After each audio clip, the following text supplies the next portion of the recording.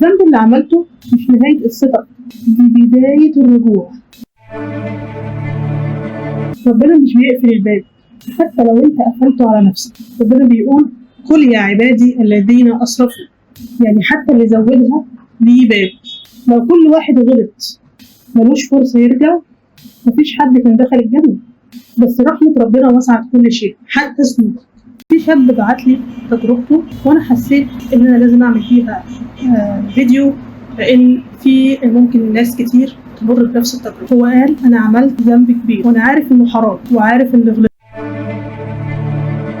كل ما اسمع قرآن او احضر خطبة بحس انها بتتكلم عنه، بس كنت مرعوب خايف ارجع لربنا وانا حاسس ان انا مستحيل. بيقول وفي يوم فتحت المصوية عيني عشوائيا كده على آية بسم الله الرحمن الرحيم وكان الله غفورا رحيما. أول ما فتح المصحف عينه جت على الآية كأن بالظبط ربنا عايز يبعت له رسالة. بيقول فضلت أبص لها وأعيدها جوايا وأقول لنفسي ده ربنا قال غفور، ما قالش سيغفر أو قد يغفر، لكن قال كان الله غفورا رحيما، يعني وصفه ده دايم مش مربوط بيا ولا بحد غلطتي. بيقول من ساعتها بدأت أرجع واحدة واحدة، وكل ما أضعف أرجع للآية، وكل ما الشيطان يوسوس لي إنك خسرت مكانتك عند ربنا أو إن أنت بتضعف تاني كنت بقول لنفسي هو لسه غفور رحيم عشان أقدر أرجع تاني. فلو أي حد فيكم حاسس إن ذنبه أكبر من رحمة ربنا اسمع الآية دي تاني، كان الله غفورا رحيما. ويا ريت تكتبوا لي في التعليقات إيه الآية اللي ممكن تكون رجعتك بعد الغفلة، وما تنساش تشارك الفيديو سواء على صفحتك أو في المجموعات، يمكن يكون في حد عايز يرجع لربنا وحاسس إن ذنبه أكبر من ده، ولما يسمع الفيديو ده يبدأ يرجع وتبقى أنت السبب. في شاب بعتلي وقال لي مشكلته للأسف مشكلة بتقابل ناس كتير جدا في الوقت اللي احنا فيه ده، وهو الحل ساعتها جاله من عند ربنا. وهقول لكم ازاي. هقرا الرسالة بتاعته ويا ريت تركزوا في التجربة بتاعته، لأن أكيد عندكم حد بيمر بنفس التجربة لو ما كنتش أنت نفسك بتمر بيها. هو بيقول كنت غرقان في ذنوب كتير، مخدرات، علاقات، خناقات، كنت شايف ان خلاص ربنا مش هيبص، وكل ما افكر اتوب اقول لنفسي مش هينفع بعد اللي انا عملته. وفي يوم وانا بهزر مع صحابي شغلوا قرآن في العربي، وبالصدفة سمعت الآية دي بسم الله الرحمن الرحيم إن الله يحب التوابين.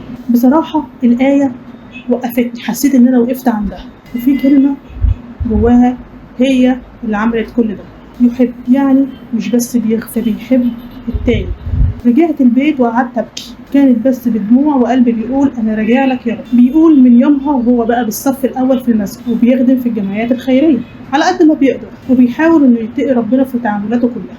وبيقول أنا مش أحسن من حد، بس أنا واحد ربنا حبه عشان تاني. رسالتي ليك من خلال الرسالة دي بقول لك ما تقولش فات الأوان، ما تقولش ربنا مش هيقبلني، ده ربنا بيناديك إن الله يحب التوابين. لو في آية في مرة حسيت إن هي غيرت تفكيرك أو غيرت من حياتك أو بترد على سؤال في دماغك وحسيت إن ربنا بيكلمك من خلالها، يا ريت تكتبها لنا في التعليق. في شوق جوانا ساكن وساكت بيكبر يوم ورا يوم من غير ما نقول، شوق للسلام، للطمأنينة ولحضرة النبي صلى الله عليه وسلم.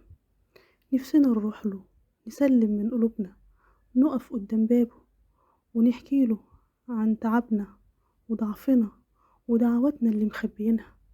المسجد النبوي مش مجرد مكان، ده أمان وحنين ونور بيشدنا من بعيد.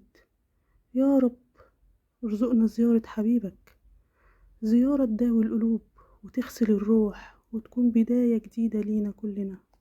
لو كلمة من اللي سمعتها لمستك شارك الفيديو ده مع حد محتاج يسمع الكلام ده.